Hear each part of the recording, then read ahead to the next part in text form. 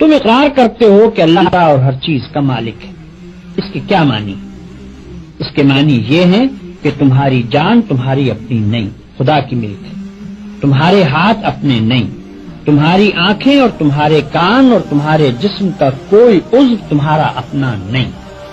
یہ زمینیں جن کو تم جوتتے ہو، یہ جانور جن سے تم خدمت لیتے ہو، یہ مال اسباب جن سے تم فائدہ اٹھاتے ہو، ان میں سے بھی کوئی چیز تمہاری نہیں.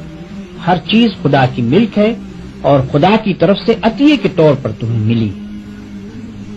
اس بات کا اقرار کرنے کے بعد تمہیں یہ کہنے کا کیا حق ہے کہ جان میری ہے، جسم میرا ہے، مال میرا ہے اور فلاں چیز میری ہے. دوسرے کو مالک کہنا اور پھر اس کی چیز کو اپنی قرار دینا بالکل ایک لغو بات.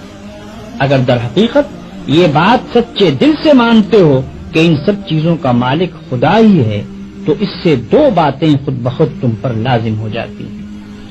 ایک یہ کہ جب مالک خدا ہے اور اس نے اپنی ملکیت امانت کے طور پر تمہارے حوالے کی ہے تو جس طرح مالک کہتا ہے اسی طرح ان چیزوں سے کام لینا چاہیے. اس کی مرضی کے خلاف ان سے کام لیتے ہو تو دھوکہ بازی کرتے ہو. تم اپنے ان ہاتھوں اور پاؤں کو بھی اس کی پسند کے خلاف ہلانے کا حق نہیں رکھتے. تم ان آنکھوں سے بھی اس کی مرضی کے خلاف دیکھنے کا کام نہیں لے سکتے. تم کو اس پیٹ میں بھی کوئی ایسی چیز ڈالنے کا حق نہیں ہے جو اس کی مرضی کے خلاف ہو. تمہیں ان زمینوں اور ان جائیدادوں پر بھی مالک کے منشا کے خلاف کوئی حق حاصل نہیں ہے.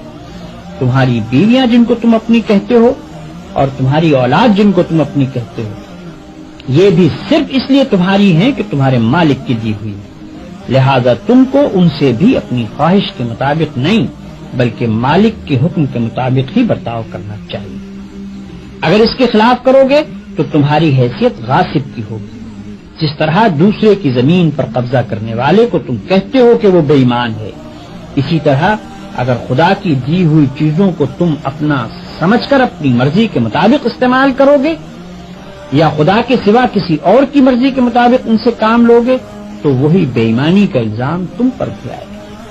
اگر مالک کی مرضی کے مطابق کام کرنے میں کوئی نقصان ہوتا ہے تو ہوا کرے. جان جاتی ہے تو جائے، ہاتھ پاؤں ٹوٹتے ہیں تو ٹوٹیں، اولاد کا نقصان ہوتا ہے تو ہو، مال و جائیداد برباد ہو تو ہوا کرے. تمہیں کیوں غم ہو؟